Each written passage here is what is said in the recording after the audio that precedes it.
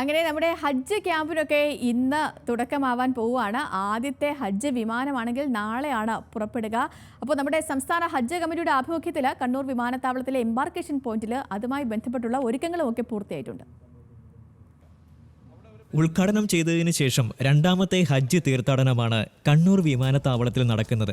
അസൗകര്യങ്ങളൊന്നുമില്ലാതെ സുഗമമായ തീർത്ഥാടനം നടത്താനുള്ള സംവിധാനങ്ങൾ പൂർണ്ണമായും സജ്ജമായെന്ന് മട്ടന്നൂർ MLA കെ ശൈലജ പറഞ്ഞു. കണ്ണൂർ എംബാർക്കേഷൻ പോയിന്റിൽ നിന്ന് തീർത്ഥാടനത്തിനുള്ള സൗകര്യം ഒരുക്കിയിട്ടുണ്ട് എന്നുള്ളതാണ് സൂചിപ്പിച്ചത്.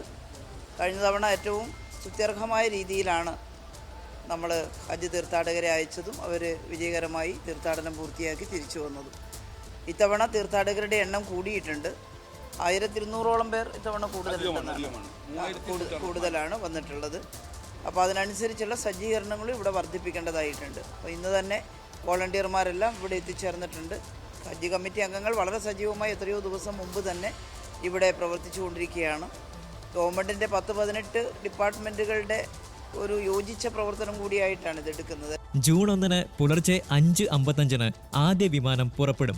9 സൗദി എയർലൈൻസ് വിമാനങ്ങളാണ് കണ്ണൂരിൽ നിന്ന് പറക്കുക.